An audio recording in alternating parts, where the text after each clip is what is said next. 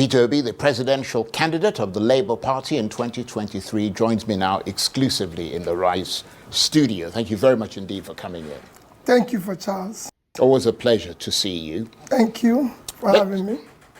Let's start with the end of the holy month of Ramadan for Muslim people, of course, who've been fasting for a whole month and are now celebrating at the end of it. So a period of special significance for Islam with lots of spiritual reflection. I wonder what your message is to Muslims at this auspicious time for them.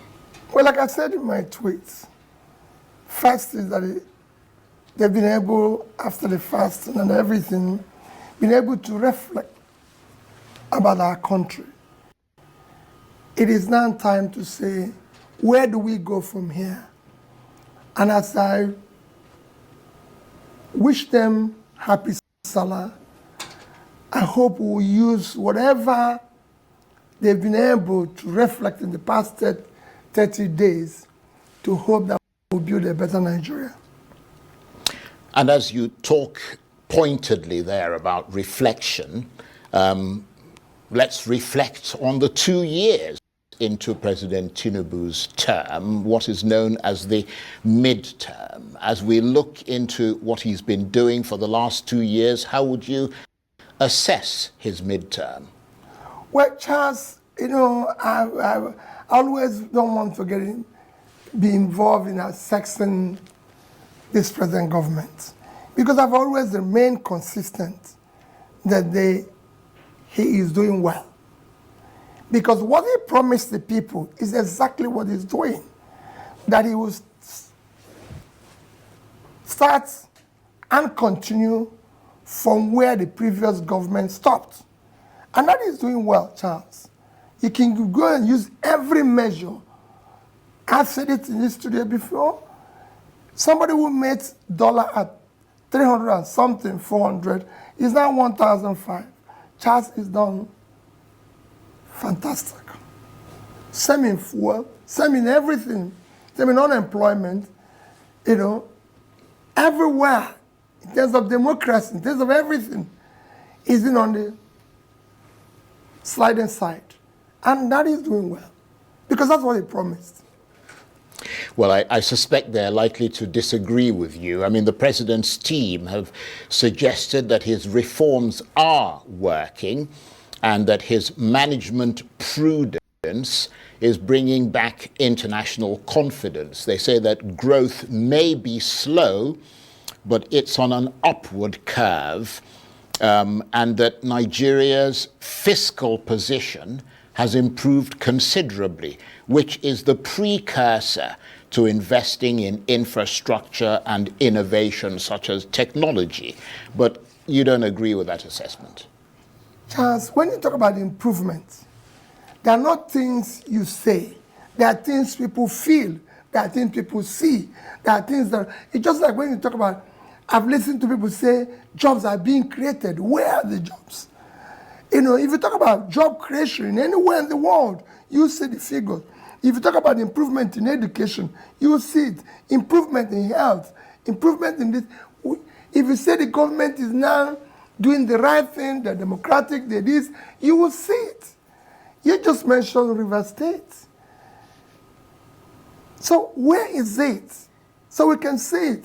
It's not a question of going to say, oh, investors are coming back. Where are the investors? Where are they investing? Companies are closing down. They're leaving. Local companies, manufacturing is going south. So where is it? Clearly, you're not seeing it. Nigerians are not seeing it. Are you possibly, as they say, missing the beat of the moment? His aides are suggesting that perhaps you're focusing too much on playing the opposition card and you're not seeing the increments that are gradually, making themselves felt in this country. Charles, the Nigerians are not seeing it. I am one politician that moves around in Nigeria. And I know the feeling of the people. Yeah, but what about prices in the market? I mean, there have been some, maybe not enormous reductions, but there have been some significant reductions, even in fuel, for example, petrol prices. I mean, where did we start? They've fluctuated a little, but they've come down. Charles, where did we start? We started at about 200 to over 1,000, and now it's slightly below 1,000. You have to look at where we started. You didn't just say, oh, it's coming down. No, where did we start? What has changed? Consider the income of the average Nigerian, those who are fortunate to have a job. What it now tells them if they're buying fuel. So basically, your prognosis, your assessment, just to be clear, is that things have got worse, not better, in spite of the reforms that the president has put in. I mean, you're not agreeing that obviously reforms take a while to begin to be felt in the country. The removal of fuel subsidy, the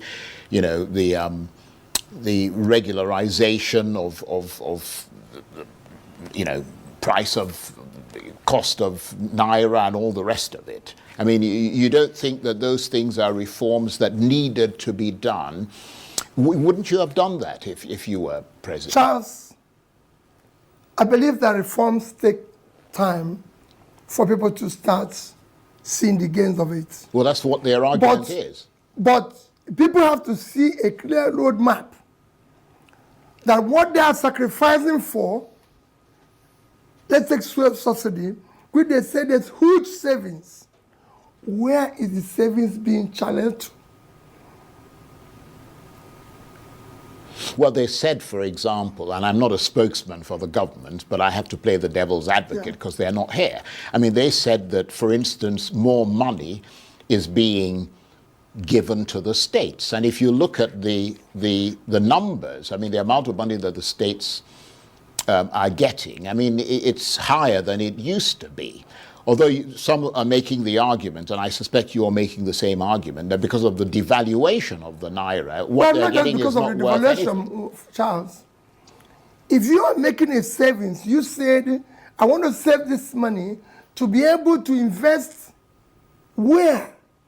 You have to invest in critical areas of development. And those critical areas of development are education, health, and pulling people out of poverty.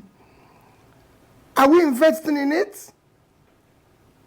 Just no. Well, they would argue that they're investing in education. They're providing funds and loans for students, which has never happened in this country before, to allow them to be able to go to school. This country has universal basic education. And we have over 20 million children out of school. That is the critical area. It is the basic education that is the critical area. We're not doing anything in it. Just today, I visited an IDP camp. There's over 40,000 people in IDP camps around Abuja. I'm not talking outside Abuja. The one I visited is in Abuja. With over 4,000, they don't have a primary health care. 4,000 or 40,000? Over 4,000. Right. 40,000 around Abuja. But 4,000 in this particular facility. Right, okay. They don't have a primary health care. They don't have a primary school. They used to have a primary school, which was there by UNICEF. It's closed down for the past 3 years. The kids are there. There's no primary school. There's no health care. So, if you don't have that in Abuja, where do you have it? Where? And this is the one you said is free. Free and compulsory. So where are you investing the money? So your conclusion then is that there isn't a clear plan and a trajectory, that it's kind of all over the place. That is convincing. Because you have said, I'm removing this, you have to sacrifice, you have to suffer. Where are you investing it? it has to be clear, has to be verifiable, it has to be visible. People have to see it, they have to feel it. Right. Let me move away slightly from the economy, because you have suggested that President Tinubu's political decisions and counter decisions are both a cause for concern and a potential threat to Nigeria's democracy. Broadly, tell us more. Well, I've said it and I maintain, Charles, there's no democracy in Nigeria today. Nigeria today is not a democratic country. Let's stop telling ourselves lies. If you look at all the tenets, look at all the yardstick of measuring democracy, it doesn't exist here. Simple definition, democracy is government of the people, by the people, for the people. Today, the government we have is not of the people. It's not by the people because the people didn't vote. It wasn't their votes. I'm not just talking about presidency. Across the line, look at what happened in Edo. Can you call that democracy? It is not vote of the people. And it's not for the people. I've just told you that I went to an IDP camp where we have thousands of people, no primary health care. They were begging me to have one nurse, which I said I must make sure. I mean, they don't even have primary school, which again I told them, I will make sure it happens. So what are you doing? For a country that just spent 21 billion naira to renovate a house for the vice president, which is not, hasn't packed in, is not living there. And you cannot even have a primary school for kids who are going to be leaders of Nigeria tomorrow. For people who pass through the same process, tonight deny these kids this opportunity today. So it is not a democratic country. So it's not for the people. You can't have a democracy without a functional and effective legislature, which you know we don't have today. You can't have a democracy without, again, an independent judiciary that fights for the common person. I can go on and on. In a democracy, it is clear. There's guidelines. Even when you set for people vying for election, like in Nigerian case, you have to talk about people must be qualified. They must have primary school, secondary school, university, and must attain certain age. Charles, that is not happening today. People are with unverified, forged certificates all over the place, criminal records and everything, and they're in charge. So you cannot say that. It is, yes, maybe we're striving to be a democratic country, but the way we are today is not. Look at what happened in Rivers that you mentioned. Can you call that democracy?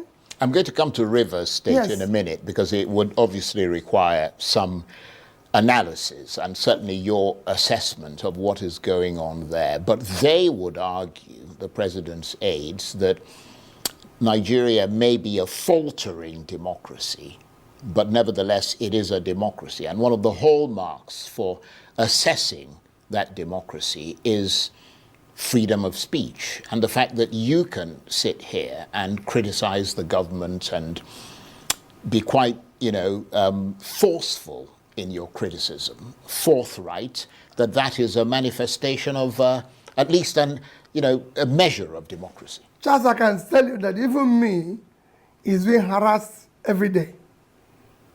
There's no freedom of speech. And you know that yourself, Charles.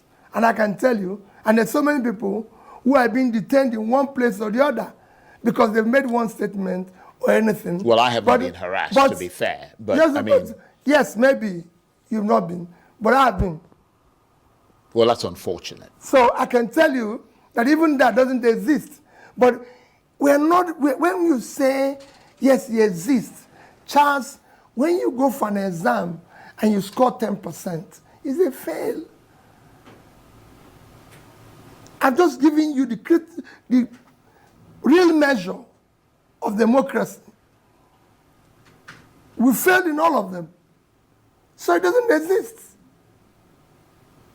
So having expressed this alarm, what do you anticipate to be the negative consequences of that threat to democracy that you talk about? What track is Nigeria heading towards as a result, and how damaging might that be? And how would you suggest Nigerians go about counteracting that? Well, for me, we're headed, you know where we're headed.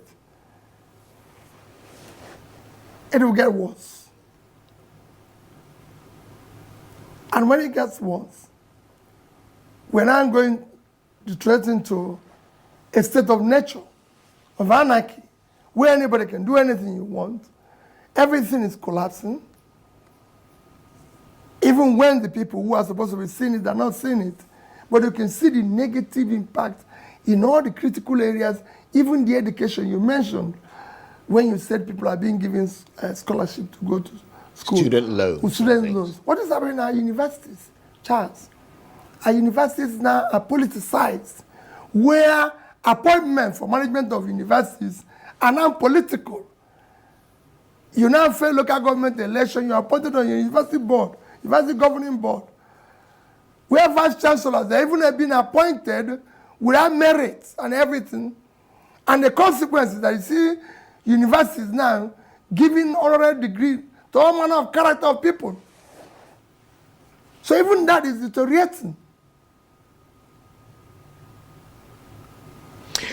His aides, and again, we have to balance the discussion, deny that there is any such threat to democracy. They say you're pulling the trigger on a non-existent gun and creating an unnecessary level of uncertainty where there is none. I wonder what your reaction is to that. Charles, I said, go to the people. It is not about me. I'm one with the people. They can say anything they like. You know, when you are in government, you claim anything. But I deal with the reality. The reality is that things are headed south. Go and check all indices of development anywhere. I've told you what is improving. Is our literacy level improving? Is our health condition improving? Even them that are in government don't even go to hospitals here. So that shows that it's not even improving. The same thing goes. Are people being pulled out of poverty? There's still hunger everywhere. Is the agricultural produce increasing? Is manufacturing increasing? No. So where is it? So in the context of this high uncertainty with regard to democracy and the rule of law that you talk about, that suggests unpredictability and, you know, especially for international investors, which is something they do not like. They don't like unpredictability. They don't like the lack of the rule of law, because obviously it threatens their investments. And ultimately that has an impact from what you're saying on the economy, doesn't it? That's it. Charles, the first thing you can say that you have a government is security of life and property, rule of law. This is an intangible asset that you cannot ignore. It is critical. People go where there's law and order. Nobody goes where there's chaos.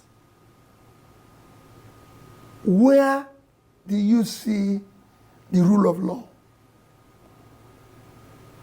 You are here. You don't need to. I don't need anybody to tell you. You see it every day.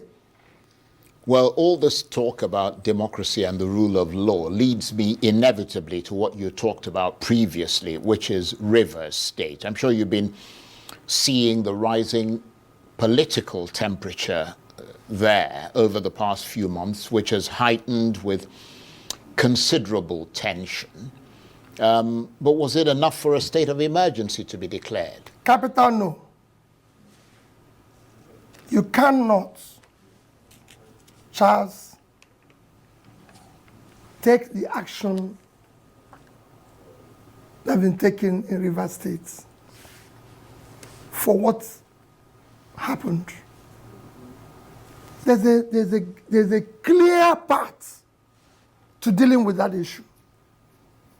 Rivers State, for the past 2 years, have become ungovernable for obvious political reasons and interests, which shouldn't be in a democratic environment. It's clear, it shouldn't be. I have been a governor, and I have left government, had issue with the person that replaced me, with my successor. But for God's sake, the state is far more important than anybody. We have a governor who have been sworn in as the governor. He should be allowed to govern.